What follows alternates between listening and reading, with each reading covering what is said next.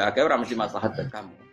Pas minta itu karena tomak kamu, hadun nafsi kamu, serakah kamu, tapi nggak tahu diri, pantas ta ora dengan permintaan. Kayak kowe misalnya ndonga dadi wali, iso ora tersinggung. Bocah atau tirakat atau jalur dadi wali. Tapi gak ndonga ya Allah tersinggung. Kere ra tau ndonga. Jadi orang kalau ndak wali itu sudah keliru terus. Ya kok di sepuro, tapi tak kira iku akeh. Ya jajal ki ndonga koyo wali kok sabda Qadir Jilani. Kira-kira Allah tersinggung apa nyembah? Kira-kira tersinggung. Tapi misalnya kira tahu dongo kepengen kau Imam Syafi'i, apa ya tersinggung? Bocah ora di idola. Terus piye Gus? Artinya gini loh.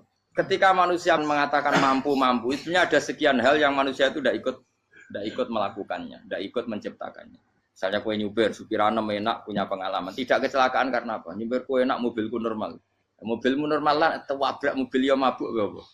Nah di sini ini manusia dituntut, diingatkan terus. Kamu itu butuh Allah, rahmat Allah itu yang melindungi kamu, bukan keahlian kamu, bukan kecakapan.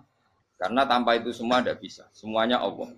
Ya, tapi manusia tadi gara-gara misalnya tadi mobilnya normal, dia punya keahlian nyupir, terus mengklaim kalau keselamatan dia itu karena hati-hatinya dia, karena mobilnya normal. Padahal ada sekian catatan yang menjadikan dia selamat dan semuanya itu kudrahnya Allah Subhanahu wa ta'ala. Misalnya gak ditabrak wong mabuk, gak ono gempa, gak ono bumi merekah. Misalnya kita pintar nyopir lah, terus bumi memangap, terus kita kecemplung nggak opo. Kemudian daerah-daerah kayak ya rasa tak sebut nomor itu. Kira tahu muka siapa ya, bener mari tak sebut nomor yang ngeri. Intinya Indonesia ya aman, tapi kita tenang aja satunya ya aman kabeh, orang sing aman.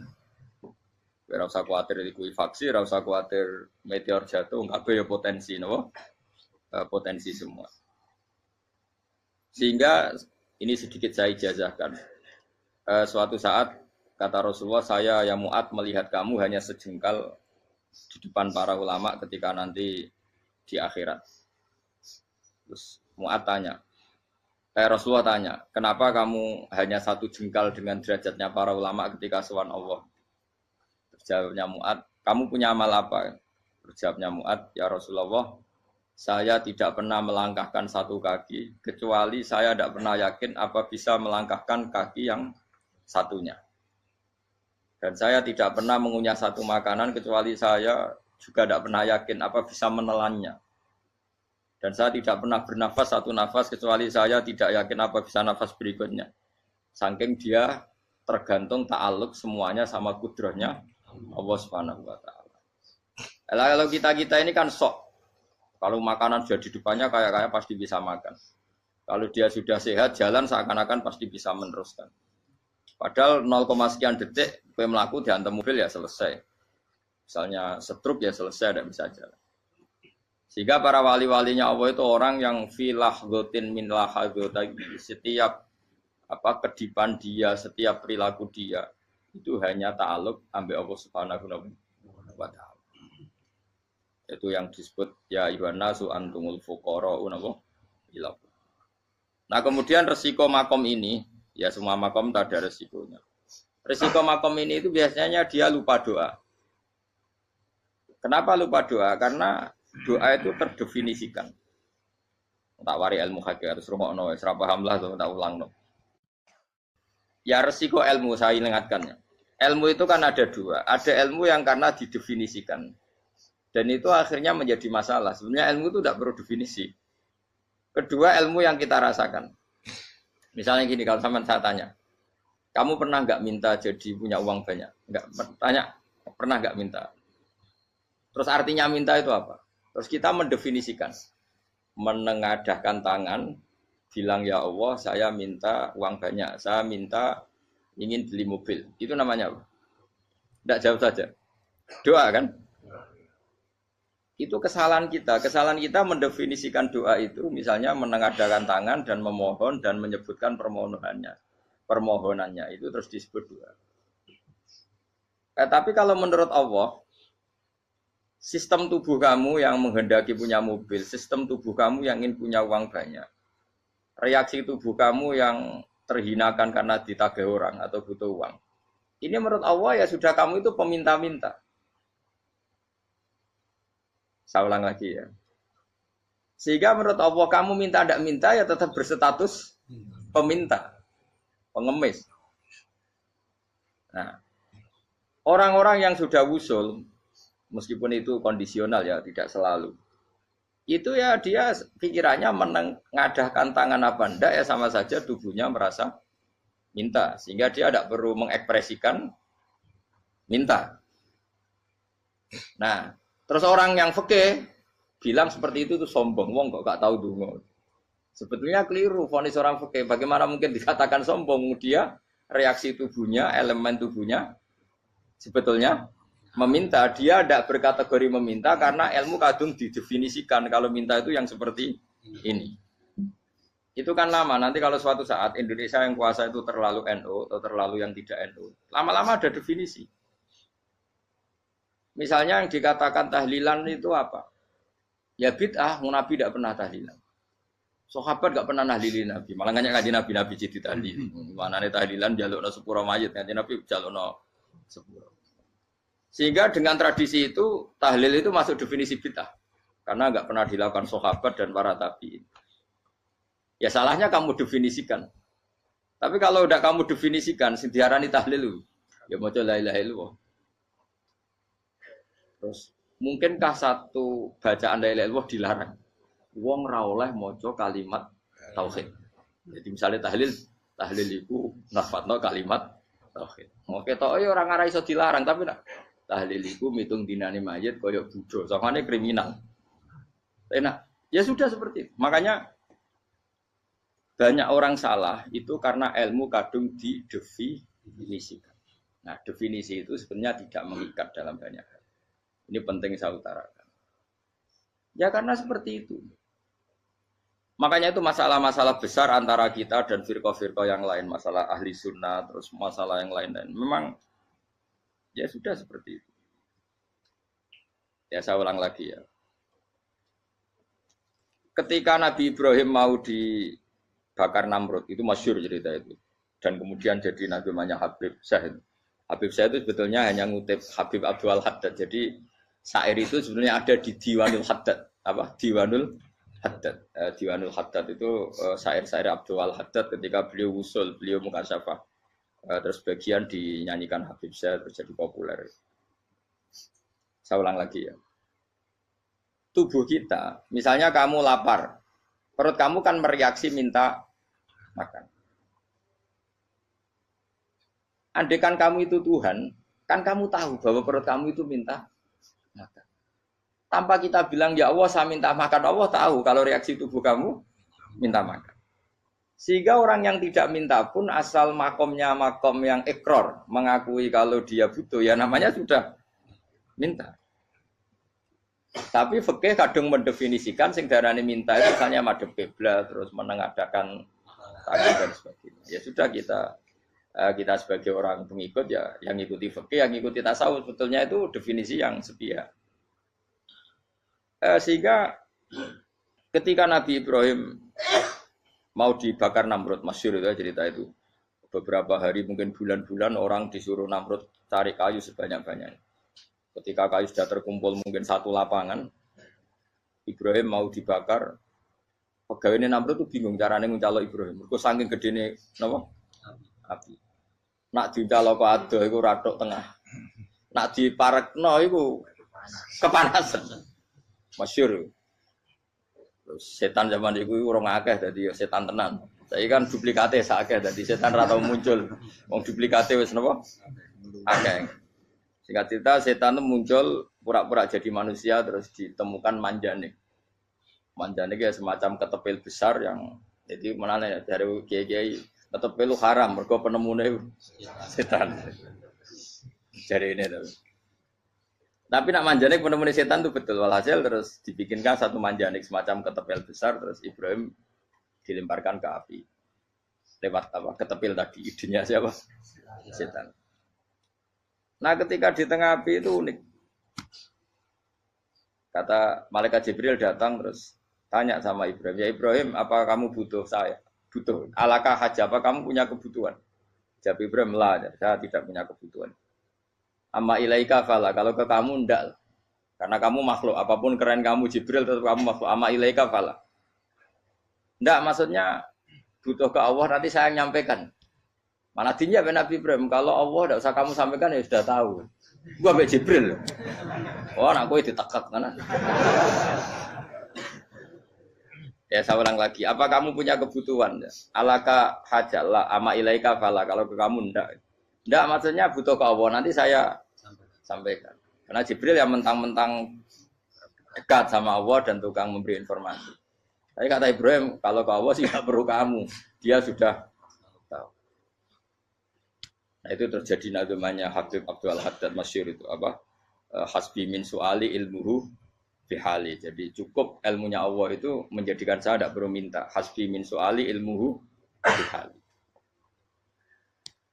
Jadi ada kondisi tertentu yang para wali itu, saya ulang lagi, kondisi tertentu yang para wali itu ya tidak minta. Tapi kalau itu ditiru jenengan semua ini jadi keangkuhan. Kenapa? Wes ora ndonga tangane ditenangno, atine ora eling pangeran, kan akhirnya ra njaluk tenan. Jadi gue aja niru wali-wali. Nah wali-wali itu kan misalnya tangannya tidak menengadah, tapi semua sistem tubuhnya merasa butuh sama. Saya itu pernah ya, tapi itu kondisional dan saya juga ngulang tidak mesti bisa. Ketika saya umroh itu pernah saya ada satu kondisi itu doa ya di putaran pertama dok. Di putaran pertama saya berdoa ya agak banyak di multazam. Putaran kedua mau berdoa sudah tidak berani lagi. Sampai ke-7. Hari kedua ya tidak berani, hari ketiga tidak berani. Nah seperti itu tidak bisa dibuat-buat, meskipun saya juga agak ingin. Tapi ya pas itu ya nggak bisa. Gara-gara itu korban kitab hikam, ya kitab hikam yang terkenal. Kitab hikam itu pernah cerita gini. Rubbama dallahum al-adab ala tarkit tolab. Terus di antara makalahnya itu. Wa inna ma yunabbahu man yajuzu alaihil ikhfal. Tapi kamu jangan niru, dosa kan. Tapi jangan ingkar ilmu ini, tambah dosa. Jadi niru ya dosa, ingkar ya dosa. Jadi ada seorang wali kata hikam. Kadang-kadang seorang wali itu mau doa diulang itu sungkan. Kenapa? Yang perlu diingatkan itu yang potensi lupa. Allah kan masih ingat doa kemarin. Loh itu gara-gara saya sebelum umroh itu mensinau kitab hikam itu agar itu kok. Ya Allah. Sing tak dungani wingi ejek eling kok tak eling no meneh. Dadi wa inna ma yunabbahu man yajuzu alil fal, yang bisa diingatkan hanya orang yang potensi lupa. Sementara Allah tidak akan. Tapi kan akhirnya dungane eling. Ya Allah kayak kemarin. Hari ketiga ya Allah kayak. Makanya menurut saya ilmunya orang hakikat itu juga ada sisi kriminalnya karena ya tadi. Tapi kamu ingkar ya keliru. Memang Allah enggak mungkin lupa, ngapain kamu ingatkan? Makanya menurut saya Allah itu manggat terbaik, benar-benar Rahman Rahim. Mestinya nak Allah terbaik, kue dongo bedino malah ngamuk. Lah aku lali tapi mbok eling dong. Tapi Allah itu ya maklumi ya, dengan kekeliruan. Kita ini kan selalu keliru. Dongo terus ya keliru sebetulnya, karena seakan-akan kan mengingatkan seseorang yang mungkin lupa. Wong Allah tidak pernah lupa kok, kamu ingetin terus. Atau kamu menggurui Allah, yaitu ya Allah nang sebadani kalau di duake, padahal enggak mesti maslahat bagi kamu. Duake ora mesti maslahat bagi kamu. Maka ada sekian contoh yang wali itu dibully pangeran. Saya sering cerita, banyak cerita wali itu dibully pangeran. Digarap ya pangeran. Ini gara-gara salah itu. Saya pernah cerita dan itu ada di hikam betul di kitab itu. Itu ada. Ada wali itu tukang hamal. Hamal itu manol di pasar, itu tukang angkut. Jadi kalau ada orang bawa barang berat diangkut dia, terus misalnya kalau dulu mungkin ya ke kereta atau ke singkat cerita terus diupahi. Setelah dapat apa dia pasti pulang karena dia hanya butuh makan satu piring, karena dia tirakat makan satu piring untuk ibadah 24 jam. Singkat cerita dia ngeluh, ya Allah, kamu tahu, engkau tahu saya ini pecinta engkau, saya ini hanya butuh makan satu piring untuk kuat sholat. Tapi kenapa harus jadi juru manol? Berilah saya rezeki yang tanpa kerja. Nah, selang sekian hari dia dituduh maling, terus di penjara, terus dapat rezeki tanpa kerja. Dia ya Allah kenapa jadinya gini? Kan kamu minta rezeki tanpa kerja. Ya itu penjara itu rezeki tanpa kerja kan. Jadi Allah memperlakukan para walinya itu memang unik. Ya kadang dibully. Sehingga dalam cerita-cerita kenabian, kata Qadiyat itu, nggak ada orang yang sering dibully Allah kayak nabinya. Karena nabi itu orang yang dicintai Allah. Jika salah sedikit saja itu, cara pangeran itu, cara kampus itu digarap, pokoknya dipelonco, pokoknya salah sedikit. Misalnya begini, Nabi Yakub itu kan nabi. Dia mungkin nyon sewu gak tersadar nyembelih apa itu anak sapi itu di depan indukannya. Ya beliau mungkin spontan saja, Pak. Kalau kamu yang melakukan pasti tidak ada hukumannya karena Allah tidak pati peduli sama kamu sudah lah. Artinya gak peduli salah pantas saya ora jelas ya gitu. Tapi ini nabi. Ketika itu terus indukannya sapi tadi ya Allah, Yakub itu kekasihmu. Saya tidak berani sama dia karena dia kekasih. Tapi saya tetap menuntut keadilan. Dia harus merasakan susahnya dipisah dengan anak. Meskipun dia tidak nuntut rasanya roh anak di sebelah itu tidak ada se ekstrim itu. Sapinya itu hanya nuntut ya Allah dia harus merasakan sakitnya terpisah dengan anak. Akhirnya Allah menciptakan Yakub mengalami terpisah dengan Nabi siapa? Yusuf.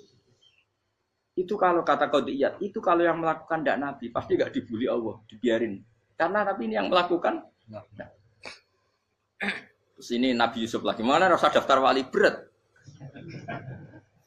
Nabi Yusuf itu di penjara itu karena terdolimi apa karena memang dia salah? Terdolimi. Dan Yusuf itu Nabi. Nabi Yusuf itu Nabi. Nabi betul memang benar-benar. Meskipun ganteng dia Nabi. Syaratnya Nabi ganteng kira-kira mlebu. Nabi itu harus ganteng. Gak boleh. Nabi elek ora oleh. Karena Allah izin di kekasih kok kriting elek. Allah itu selera. Kabeh Nabi mesti yang paling ganteng di kaumnya, yang paling nasab. Enggak boleh Nabi kok pesek, keriting, itu enggak boleh. Tapi kalau sudah jadi orang soleh oleh kan. Tapi kalau Nabi enggak boleh. Nabi Yusuf ganteng. Masyhur kan cerita Nabi Yusuf dengan siapa? Zulaikha. Dan belum ada orang dalam keadaan darurat masih cerdas kayak perempuan. Jadi singkat cerita, ketika Yusuf diajak Zulaikha selingkuh enggak mau kan keluar dari kamar. Dalalah kebetulan wa alfaya sayyidah rajal. Itu si Zulaikha tadi spontan langsung bilang, "Wahai suamiku, apa hukuman orang yang ingin menodai keluargamu?" Itu wong wedok. Padahal dia agak terencana, dia pun enggak bayangkan kepergok suaminya. Itu dalam keadaan kepergok itu masih cerdas. Suamiku, apa hukuman orang yang mau menyelingkuhi keluarga Anda? Singkat cerita suaminya murka terus Yusuf di penjara, terdolimi. Ketika di penjara, kemudian Yusuf punya keahlian mentakwil apa? Mimpi. Kan tadi suaminya Zulaikha itu tidak sampai raja ya, kira-kira PM atau menteri. Raja itu punya mimpi yang bisa nakwil itu hanya Yusuf. Singkat cerita, terus utusan raja datang ke Yusuf dan takwilan Yusuf terbukti benar. Tapi Yusuf ini seorang nabi, saya ulang lagi Yusuf seorang nabi dia, tapi ya manusia. Bilang gini ke utusannya, coba bilangkan ke raja kamu, di penjara ini ada orang yang di penjara secara terzalimi, yaitu saya. Tolong laporkan ke majikan. Itu Allah tersinggungnya itu bukan main. Nabi kok lapor makhluk. Itu tersinggung. Nah, kowe kan gak piye-piye. Kowe ngajono proposal ya ora piye-piye. Wis pokoke Allah kowe wis ra piye-piye wis. Wong sampean swargane ya ora langsung wae ngono. Pokoke kira-kira kan sudah enggak perlu ditegur. Makanya fa'an sahu syaitanu dzikra rabbi fala bisa fisijni bid'asi. Maka Allah mentakdirkan utusan raja tadi itu lupa melaporkan peristiwa Yusuf ke raja tadi. Sehingga raja enggak pernah dengar kalau ada orang di penjara karena Allah tersinggung. Wong kowe ku nabi kok lapore ambek penguasa. Ngono tok iku wis Allah tersinggung. Karena dia nabi, enggak boleh nabi lapor makhluk. Jadi Allah itu dengan nabi itu sangat-sangat sensitif. Sangat-sangat sensitif. Ya begitu. Terus cerita yang terkenal, meskipun ini enggak ada di Quran, Nabi Musa. Nabi Musa itu pernah sakit gigi.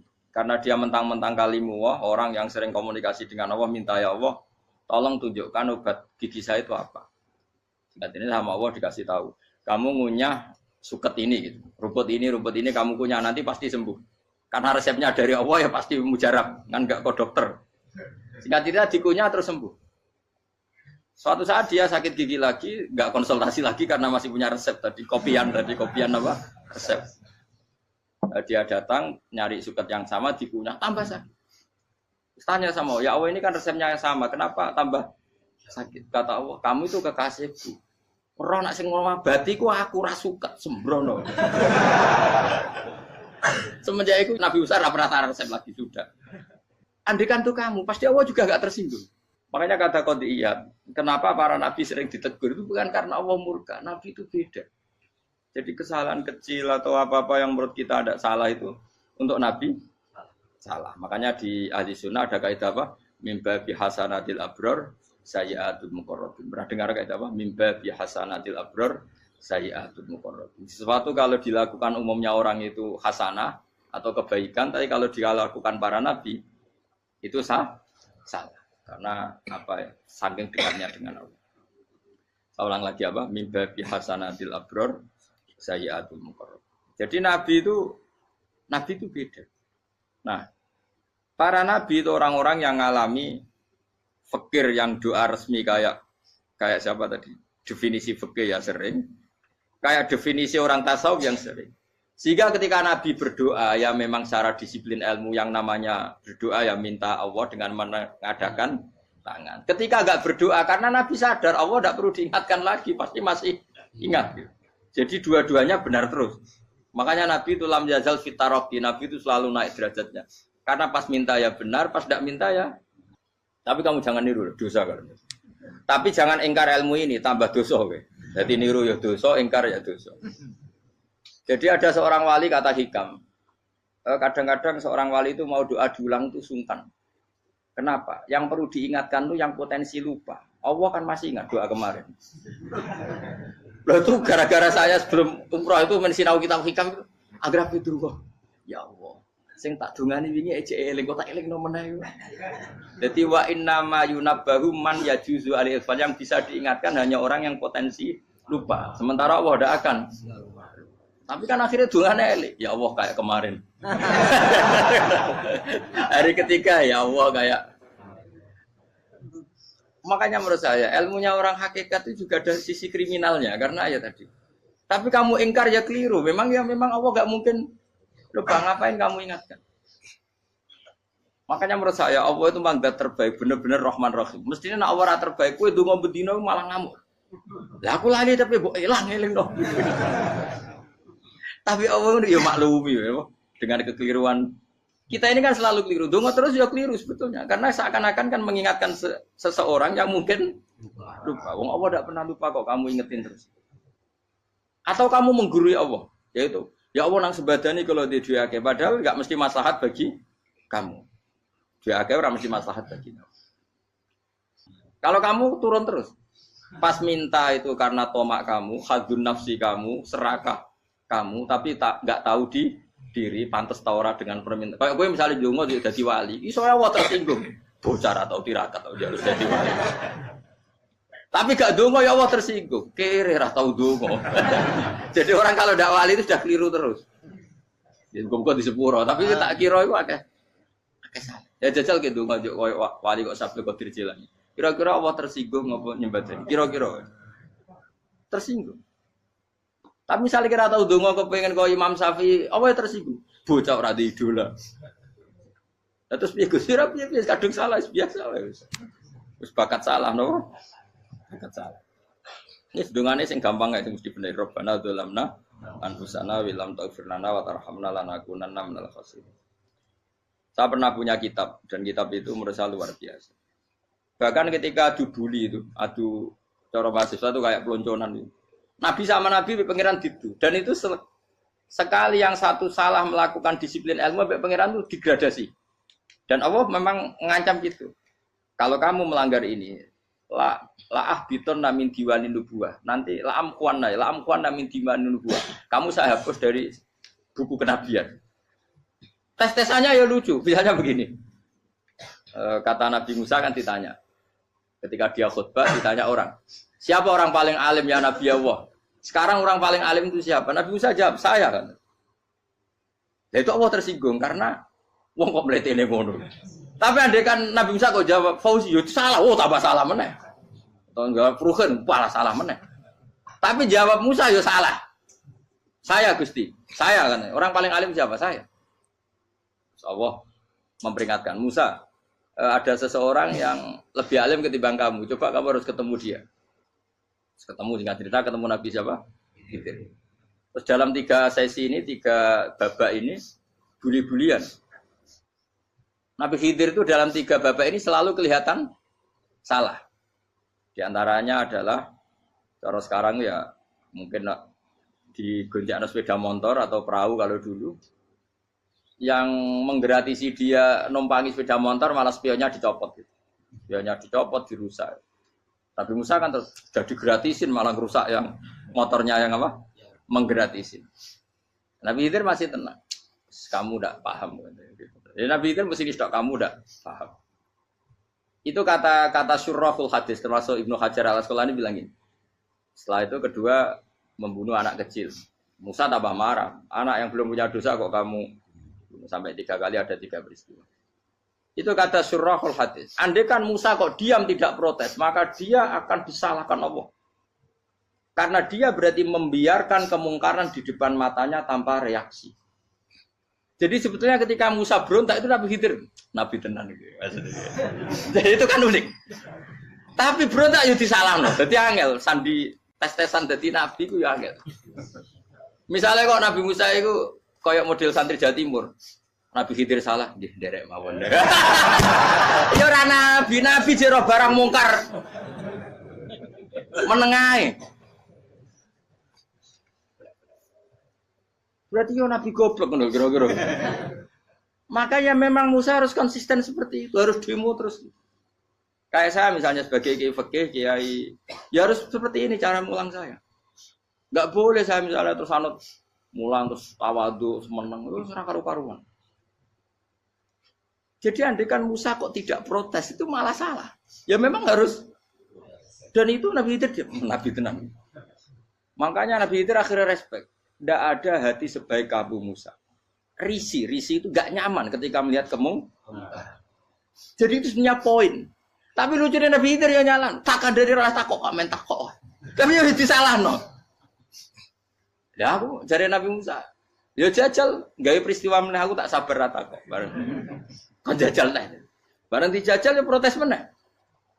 Barang protes meneh, tinggal 1 kali kesempatan. Kowe takok meneh wis ora dadi muridku. Dikasih kesempatan lagi, ya protes meneh dek umat. Tapi itu justru itu menjadi kelebihannya Nabi Musa karena syarat seorang nabi adalah al-musara'ah ila ingkaril munkar kata Ibnu Hajar al-Asqalani. Syarat seorang nabi adalah secepat ngingkari sesuatu yang mungkar. Enggak boleh.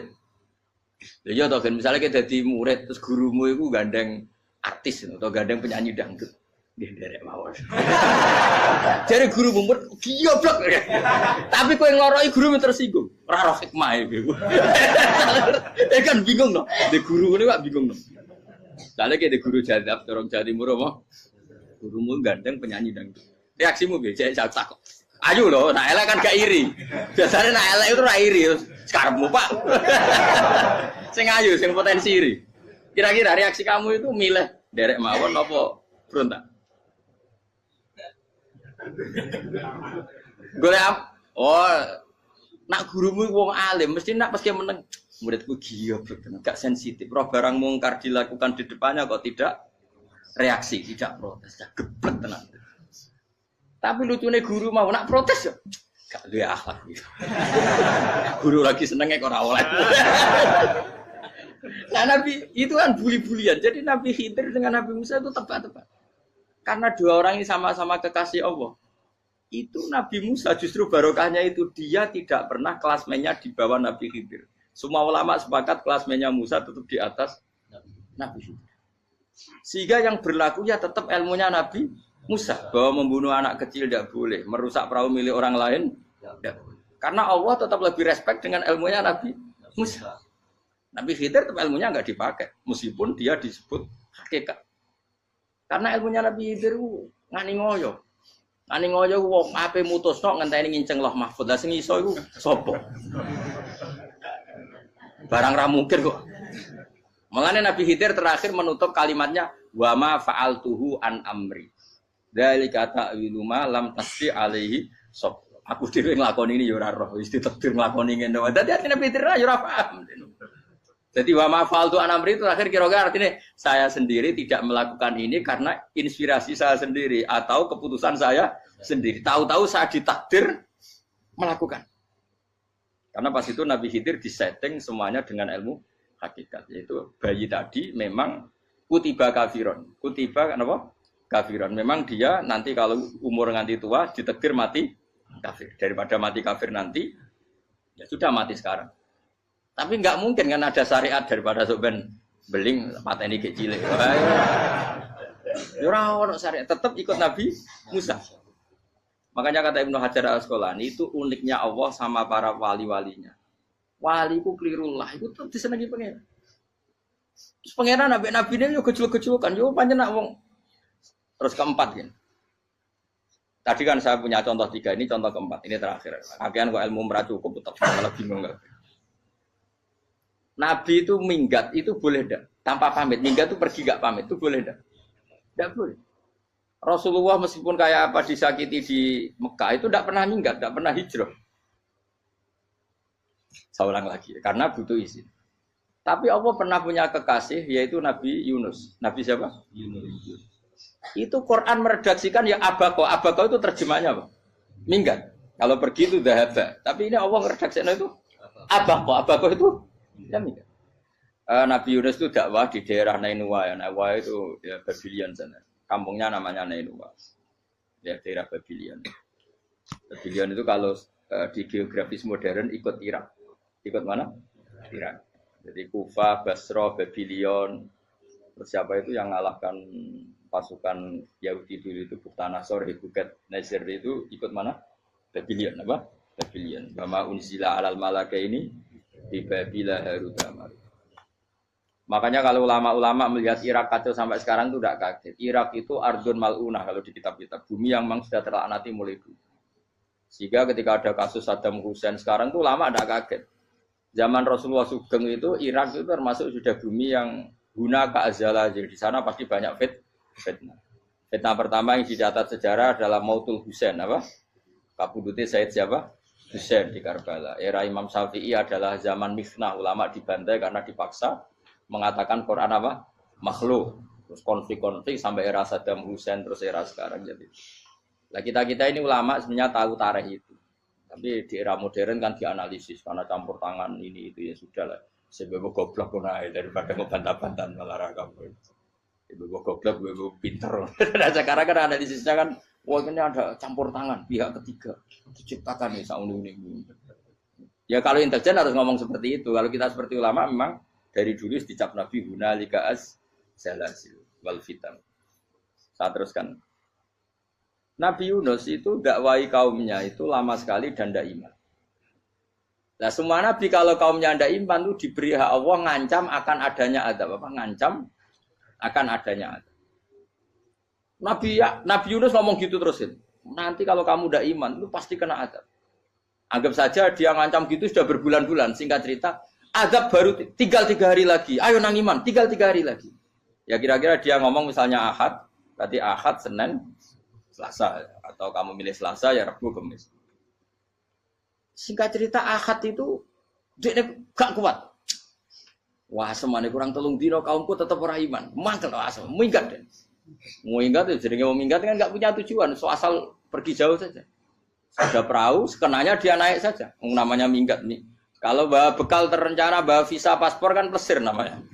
Jadi minggat itu ya gak, ya sekenanya gak persiapan. Singkat cerita sampai ikut perahu nelayan tadi terus zaman itu ya ada mitos kalau ada gelombang yang nggak wajar pasti ada orang minggat. Terus ditanya siapa yang minggat, Nabi Yunus kan orangnya jujur saya katanya. Ya sudah yang minggat harus dicemplung gitu. Ya, terus ada yang agak baik ya jangan gitulah. Ini kan kita semua butuh selamat. Judi dulu. Terus judi satu lagi ketemu Yunus. Coba mungkin salah udahnya judi lagi ya ketemu sampai 3 kali ya ketemu Yunus. Makanya fasahama fakana minal mudkhadin diuji dia kalah kemudian tenggelam. Fal taqamahul khutu wa huwa mulim. Terus dia diuntal ditelan oleh ikan nun. Nah, di situ ikan nun digambarkan saking besarnya itu. Nah ini uniknya Allah sama kekasihnya. Sudah Allah menyalahkan tapi unik. Ikan ini kan itu sama Allah dikasih instruksi. Kamu enggak boleh makan dia. Dia kekasih saya. Terus ketika di tengah di perut apa? Ikan dia kegelapan terus Nabi Yunus cita-citanya satu ya Allah kalau saya sumpah kiri saya tidak bisa baca tasbih akhirnya sama Allah disulap perut ikan itu jadi masjid jadi dia di dalam perut ikannya santai saja tetap wiridan santai Fanada fi dzulumati alla ilaha illa anta subhanak inni kuntu minadz zalimin. Dia santai aja wiridan karena perut ikan bagi dia adalah masjid. Ya dia disalahkan Allah karena abako tadi minggat hijrah tanpa pamit. Tapi juga dibela-belain Allah ikan tadi tidak boleh nelan. Ini perlakuan Allah sama orang yang bikin. Tapi karena dia nabi uniknya apa? Dino akad iku kaume do nginceng omahe Nabi Yunus. Rame-rame nginceng. Lucunya cara nginceng gini. Nak Yunus ning omah berarti bodoh nih. Wong omahe ana adab kok dene tengok-tengok. Bareng dinceng Nabi Yunus tuh gak ada. Oh tenan ana adab. Mulane wonge rawani ning omah. Dite unike pangeran. Dadi umpama dekne ra minggat yo salah.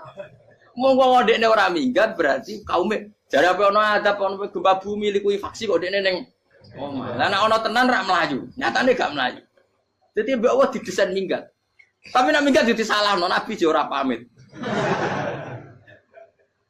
Makanya masyhur saya itu punya kitab karangannya Habib Alim Alamah, babanya Habib Anis, Habib Ali bin Husain yang ngarang apa? Ali bin Muhammad bin Husain yang Simtud Duror itu. Itu diantara doanya gini. Tapi jangan tiru loh, biar awal gimana. Aku rawani niru, cuma saya hafal secara ilmu, tapi saya tidak berani. Waj'al sayyiati man ahbabta. Ya Allah, jadikan kesalahan saya itu kesalahan orang yang kau cintai. Terus pokoknya salah lagi jadi pengiran kadung seneng, salah lagi sampai wae wong seneng. Waj'al sayyiati man ahbab. Terus koyo kowe lah dimanja wong tuamu, anak paling disayang. Salah wae lucu. Kowe cah cilik. Kowe seneng cah cilik. Salah wae lucu. Cano gelas yo lucu, tiba yo lucu. Tibane cah tuwek-tuwek. Bocah jelalatan, mulane tiba. Nah itu barang kau menginceng omahe Nabi Yunus gak ono wong. Wah, berarti adab mau turun betul. Andai kan adab tidak jadi turun, pasti Nabi Yunus berani di tenang. Wes. Barang mulai malam Kamis, adab itu sudah kelihatan. Ada puting beliung, ada apa, sudah jelas pasti ada adab. Kaum yang lapangan tobat. Tobat finish. Secara bal-balan menit-menit apa? Terakhir. Wah, itu ambek pengenan ditampa tobaté. Wes gak sida tak adab wong kowe tobat. Singkat cerita Nabi Yunus hari ketiga atau apa dia selamat. Pakai versi yang umum saja.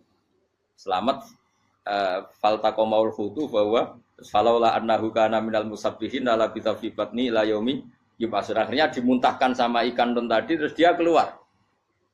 Barang keluar tanya-tanya kabar gimana kabar kampung neng Nuwah baik-baik saja. Tabar awani mulai karena dia tahu kalau orang bohong itu dihukum mati. Padahal dia bohong katanya Kemis itu ada adab ternyata kampungnya baik-baik. Padahal baik-baiknya karena mereka jadi masyarakatnya nyari dia karena mau iman. Si nabinya agak berani pulang karena nanti dihukum mati. Aku pangeran ambek kekasih itu dia. Pangeran ya bully itu. Oh itu gue beda-bedaan, wong kekasih pangeran, aku ora dipito langsung diadab. Jadi pangeran kekasih gue beda, ora koyo. Akhirnya Yunus rawani mulai. Wah nak mulai aku disiksa. Perkara nih, kalau pembohong itu dihukum mati. Masyarakat yang golek tenan, mergo nalem Kemis ku ono adab tenan. Cuma terus do tobat. Iki disebut falau laka nasqaryatun amanat fanafa'aha imanuha illa qauma Yunus lamma amanu kasyafna anhum adzabal khizyi fil hayatid dunya. Enggak ada kampung yang saya adab kecuali kasil tak adab, kecuali kaum Nabi Yunus. Aku wis meh ngadab lho, pas menit terakhir peta adab tobat. Akhirnya ra sida jare pangeran. Iku kaum Nabi sinten? Iku yo barokah minggate Nabi Yunus. Lah iku nabi. Wong kliru kok barokah iku nabi. Umpama Nabi Yunus ora minggat, kaume berpikir Yunus bohong. Wong ape ana azab kok tengok-tengok ning omah. Tapi pas minggat tenan yo disalahno pangeran, minggat kok gak paham. Hikmat. Amalane kira usah protes. Wali iku beda, kekasih pangeran. Itu sama dengan sing dialami Rasulullah sallallahu alaihi wasallam ning Sulhul Hudaybiyah. Semua perjanjian itu salah secara hukum fikih. Bukan salah lagi, sangat salah cara ukuran fikih. Sehingga semua sahabat itu protes kecuali Abu Bakar As-Siddiq. Cuma semuanya ngomong Umar, tapi semua sahabat aslinya ya. Coba di antara perjanjian gini.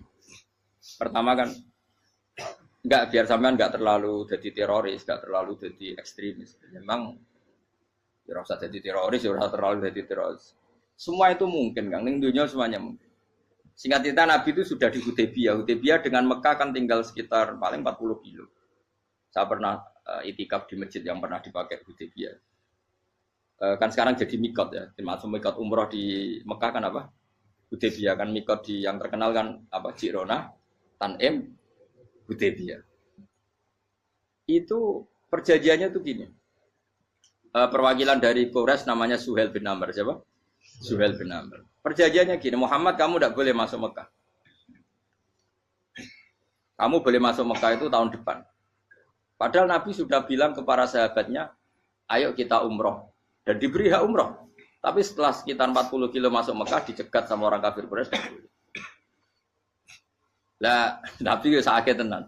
Nabi kadung mentafsir, memberi berita gembira, saya mimpi, kalian masuk tanah haram, amini namu khalikin, aman semua. Semuanya bercukur gundul atau mencetak rambut. Pokoknya, kata sahabat senang sekali, karena mimpi Rasulullah tidak pernah apa?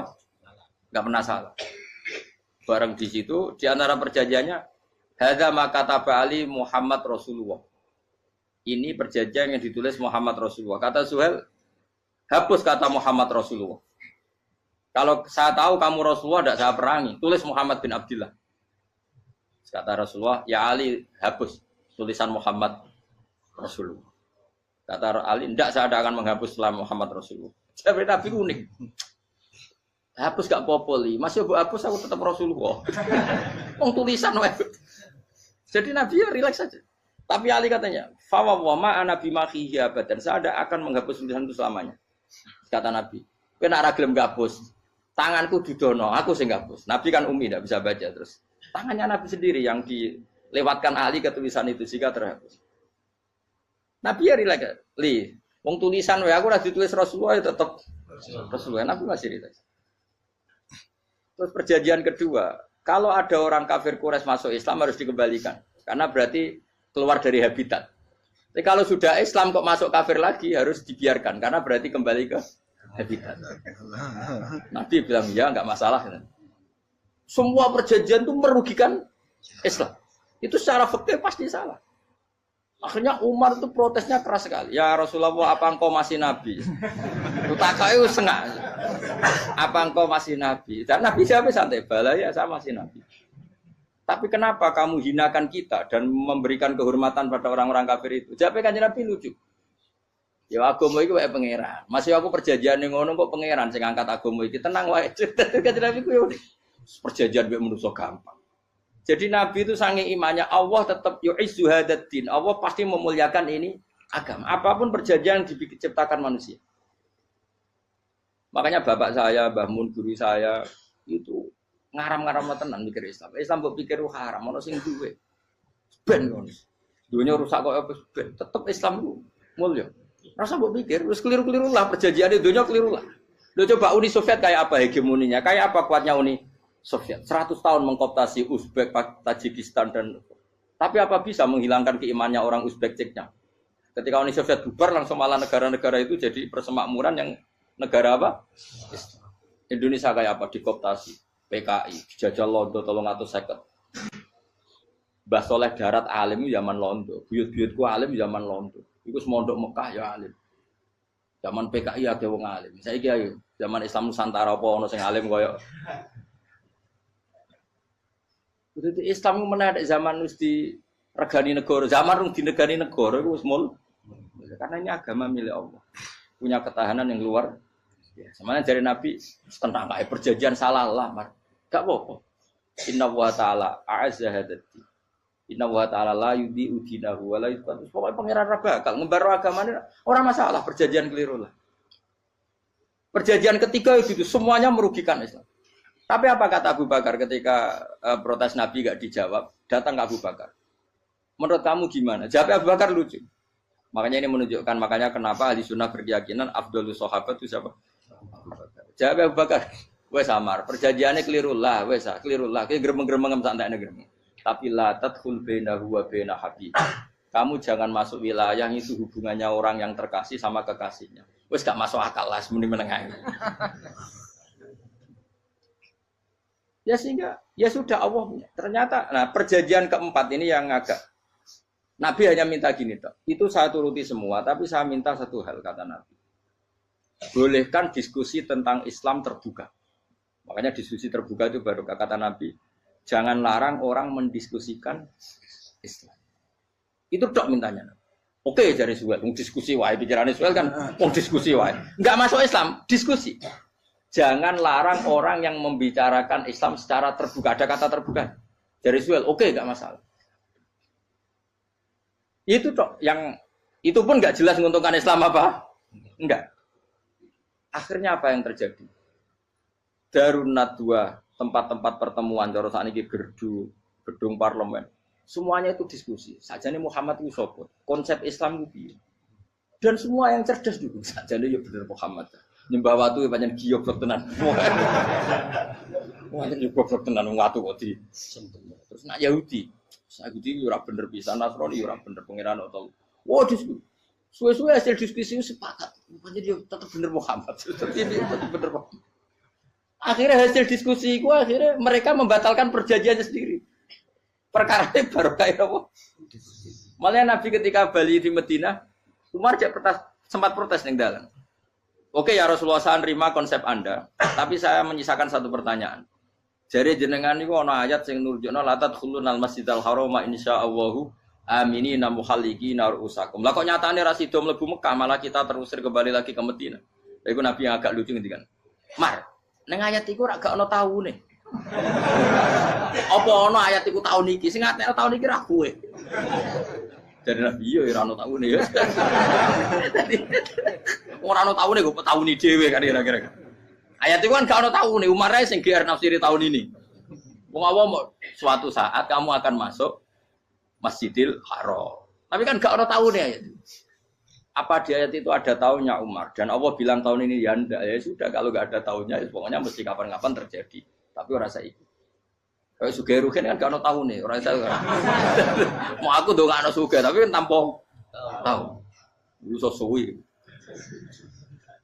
Nah, akhirnya apa yang terjadi? Ada diskusi masif di Mekah.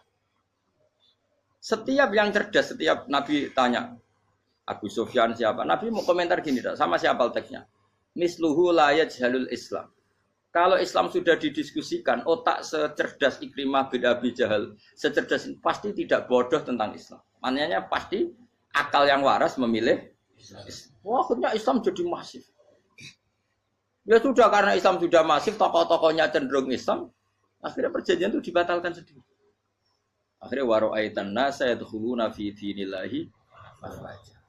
Akhirnya mereka berbondong-bondong masuk Islam. Itu artinya apa? Nabi itu gaya perjanjian cara fikih keliru wae, cara fikih cara zahire keliru wae, tetap barokah karena punya hubungan khusus dengan Allah Subhanahu wa taala. Makanya la tadkhul bainahu wa baina habib. Itu kan kayak ya sudah seperti itu. Di pangeran makanya Sayyid Ali itu Sohibu Simtiduran nak dungo di antara doanya waj al sayyati man ahbabta. Jadikan ya Allah kesalahan saya kesalahan orang yang engkau cinta. Karena ulama nyontono ngene, saiki Nabi Adam ambek iblis itu padha salah itu. Enggak jawab. Padha salah, iblis itu salah bodoni Nabi Adam salah dilarang mangan wit khuldi tetep mangan. Mau trimo rayuane sinten? Iblis. Tapi wong piye-piye pangeran ku seneng Nabi Adam. Sediluk diusir bar sumajtabahu rabbuhu fataba alaihi wa bar langsung Adam rong metu ke swarga wis diwarai. Damke kepengin tak sepuro nggih, tak warai dongane. Iblis tak diwarai. Makane kena donga, numpang. Dadi ngene ya pokoke wong disenengi ku menang kan. Lah kaya aja donga iku, kowe ora bakat wali biasa wae iki cerita. Ya sudah seperti itu. Ya, tapi emang ya sudah seperti itu. Nabi Adam itu urung pati keusir tenan iku fatalaqa Adam rabbihi kalimatin fataba. Jadi urung terlalu jauh dari surga. Kemana lagi pas pertama medun ke bumi ambek Allah wis diwarai beberapa kalimat sing dadekno di sepuro pengiran. Qawat al sayyati man ahbabta. Ini penting kalau atur namanya wilayah-wilayah kenabian itu wilayah yang kita tidak pernah tahu detailnya, tapi kita yakin Nabi itu para kekasih Allah. Dan agama Islam itu juga agama paling diridhoi Maka di zaman apapun, kecewa apapun dengan perjanjian dengan negara maupun dengan dunia, Islam tetap dihormat pangeran. Wis ora usah kuat. Mikir Islam ku keliru. Nangit mayo oleh nak mikir keliru. Agamane pangeran kok pikir. Saya masyhur. Sayyidina Umar itu kan khalifah paling sukses masalah futuhat. Di masalah apa? Futuhat. Dan Ibnu Umar setiap jalan-jalan itu dibully sama orang-orang. Ya Ibnu Umar, mbok ya kamu itu minta sama bapak kamu supaya dia nyebut penggantinya siapa. Atau bikin suksesi lah. Jangan kok dia khalifah sukses kemudian tidak jelas juntrungannya. Kan dia tetap mati suatu saat. Saking enggak kuatnya Abdullah bin Umar, dia matur, ya Abah, engkau harus suksesi. Siapa ya pemimpin setelah jenengan? Lah kenapa? Orang-orang bilang kalau ada orang misalnya penggembala kambing terus ditinggal gelanggang itu dianggap dosa karena kambingnya pasti kocar. Apalagi ini urusan umat. Kamu tahu-tahu mati sebelum sesi ini pasti kacau. Umar langsung marah. Agama Islam juga sama dengan kambing kata Umar. Agama Islam agamanya pangeran, mesti diurusi pangeran. Aku mau khilafah. Aku mau sukses. Ben aku ora usah mikir. Engko ora diurusi pangeran. Jadi Umar itu justru sange hormatnya sama Islam itu dengan cara gak mau mikir Islam. Gak mikir berarti gak khidmah ya, tetap mengkhidmati Islam. Seperti saya ini kan yang khidmati Islam lewat mulan. Tapi aku ora tahu mikir nasib Islam. Islam ora kondang piye. Ditinggal Abu Bakar mlaku, Umar mlaku. Wali songo mbek kowe rak mulya wali songo. Saiki jurus mudin yo mlaku, jurus KUA yo mlaku. Jurus mubalek sing kadang matre ku yo mlaku. Berapa kiai sing dadi oknum perkara proposal? Ya agama yo.